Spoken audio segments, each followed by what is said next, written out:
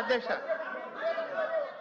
అధ్యక్ష అధ్యక్ష ఇక్కడ గౌరవనీయులైనటువంటి ప్రతిపక్ష నాయకులు కానీ గౌరవనీయులైనటువంటి ఆర్థిక మంత్రి గారు కానీ ఇద్దరు కూడా లెజిస్లేచర్ ప్రొసీజర్లో అనుభవం లేదు అధ్యక్ష.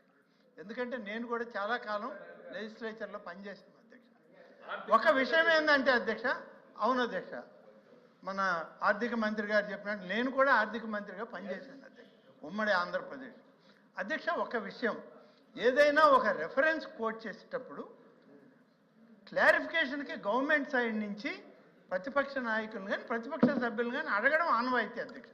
అడిగినప్పుడు మీరు వెంటనే పేపర్ ఉంటే పంపొచ్చు, పేపర్ లేకపోయినా ఆ కాగ్ రిపోర్ట్ అన్నారు, లేదంటే ఏదో ఒక సబ్జెక్ట్ మీద మీరు మాట్లాడినప్పుడు ఫలానా వాల్యూమ్లో ఫలానా పేజీలో ఫలానా పేరాలో ఇది ఉంది మీరు రెఫర్ చేసుకోండి అని చెప్పచ్చు.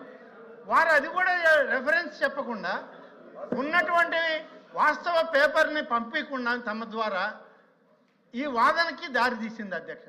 తమని నేను కోరేది ఏంటంటే, గౌరవ ఎల్ఓపి గారు కాగ్ రిపోర్ట్ గురించి దానిలో ఉన్నటువంటి విషయాన్ని ప్రస్తావన చేశాను చెప్పారు అధ్యక్ష.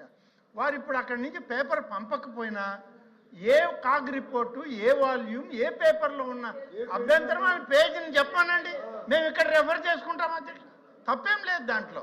వారు చెప్పిందే మీ ద్వారా మైక్లో చెప్పండి, ఆ రెఫరెన్స్ మేము ఇక్కడ వెరిఫై చేసుకుంటాం. దీంట్లో ఏం తప్పేం లేదు అధ్యక్ష. ఇది సభ గౌరవప్రదంగా జరిగేటప్పుడు ఎల్ఓపి గారు ఇచ్చినటువంటి రెఫరెన్స్ వల్ల ప్రయోజనం ఉంటుంది అధ్యక్ష. ఎల్ఓపి గారు ప్లీజ్ కూర్చోండి, కూర్చోబెట్టండి, కూర్చోండి, దయచేసి కూర్చోండి. మెంబర్స్ కూర్చోవాలి. ఎల్ఓపి గారు మాట్లాడారు, మెంబర్స్ కూర్చోండి. అధ్యక్ష అధ్యక్ష ఇప్పుడు కూర్చోండి, అందరూ మెంబర్స్ అంతా కూర్చోండి. ఫైనాన్స్ మినిస్టర్ మాట్లాడిన తర్వాత వెంకటరమణ గారు విప్పు గారు, మాజీ ఫైనాన్స్ మినిస్టర్ గారు ప్రస్తుతం ఎండోమెంట్ మినిస్టర్ గారు చెప్పారు ఏమని, విషయాన్ని వచ్చి ఏదైనా చెప్పినప్పుడు అలాంటికి చెప్పాలి, ఆ విషయాన్ని మీరు పంపాలని. ఎస్, నేను చెప్పాను కదా, పంపుతాను కదా, ఎందుకు తొందర, ఎందుకు కంగారు, చెప్పండి, ఎందుకు కంగారు, చేతిలో కాగితం లేకుండా అబద్ధాలు చెప్పట్లేదు, పంపుతాను. మీరు డిమాండ్ చేయమేంటి, ఇప్పుడే పంపండి అని చెప్పడం ఏంటి, మీరు వినడానికి ఓపికలుగా అధ్యక్ష ఏంటిది. ఐఎమ్ ఈగర్ టు నో, వారు ఒక స్వీపింగ్ రిమార్క్ చేసినప్పుడు అది ఏమైనా నిజం, ఒక్క నిమిషం సార్, లెట్ ఇప్పుడు రాష్ట్రంలో ప్రజలు లైవ్ చూస్తున్నటువంటి వాళ్ళు ఇందులో ఏమైనా నిజం ఉందేమో అనుకోవచ్చు, అది నిజమా కాదా అసలు నేను కన్ఫర్మ్ చేసుకోవాలి. వారు ఏ రిపోర్టు ఎప్పటిది కోట్ చేస్తున్నారు. బికాజ్ నాకు ప్రతిపక్షంలో ఉన్న 5 సంవత్సరాలు కాగ్ రిపోర్ట్లు చూశాను, ఇప్పుడు కాగ్ రిపోర్ట్లు చూశాను. ఏ కాగ్ రిపోర్ట్ గురించి వారు మాట్లాడుతున్నారు, నాకు అందరి ఫిగర్ వాళ్ళు చెప్పారు. ఇప్పుడు దయచేసి పంపించండి సార్, లేదు అని అంటే ఆ టాపిక్ డ్రాప్ చేసి ఇంకో టాపిక్ వెళ్ళండి. We agree, we understand the facts behind. Paper పంపండి, లేదంటే నెక్స్ట్ టాపిక్ వెళ్ళండి. మీ పరిస్థితి అర్థమైంది మాకి. నేను ఎల్ఓపి గారు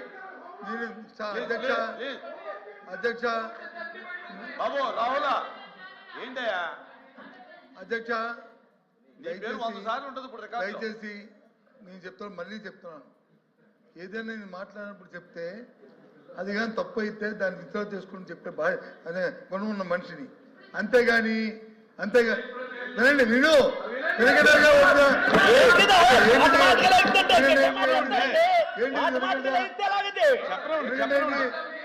ఎవరే వీలేదు అధ్యక్ష. ఆ పక్కనున్న ఆయనకే ఎల్ఓపి మీద నమ్మకం లేదు సార్. ఎల్ఓపి గారు మోస్ట్ ఎక్స్పీరియన్స్డ్ మ్యాన్. ఎల్ఓపి గారు సమర్థుడు, మంత్రిగా చేశాడు, సుదీర్ఘమైన అనుభవం ఉంది ఆయనకి. ఆ పక్కన ఆయనకి మీ మీద నమ్మకం లేదు సార్. మీరు మాట్లాడుతూ ఉంటే పక్కన ఆయన లేచి మాట్లాడతాడు.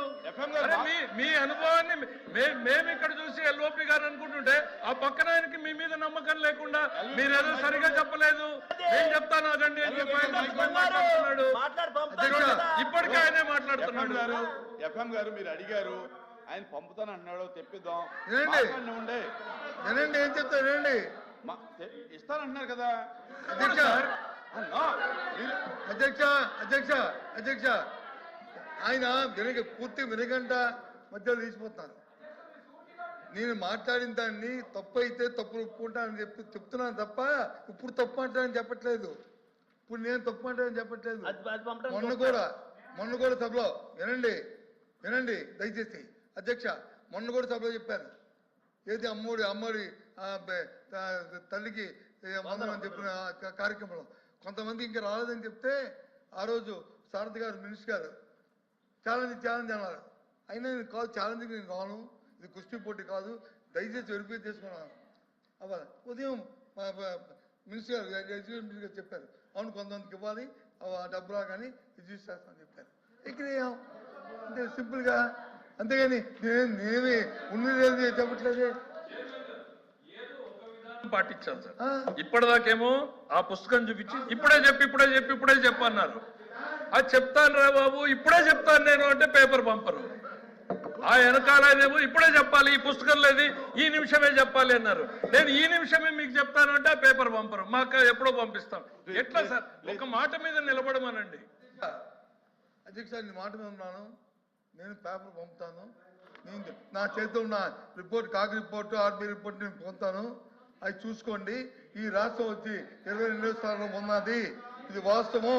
ఇది మళ్ళీ చెప్తున్నాను. రెవెన్యూస్లోను ఓన్ రెవెన్యూస్తో 22వ స్థానంలో ఉంది. 1.97% మాత్రమే వచ్చింది. సెంట్రల్ మొత్తం యావరేజ్ చూసుకుంటే 9% ఉంది. అయినా మీకు వచ్చి 1.97% వచ్చింది. ఇది వాస్తవం. మీరు చూసి కాదని చెప్పండి, మీరు వాదించండి, అంతేగాని ఏంటిది? ప్లీజ్ అల్వాపి గారు.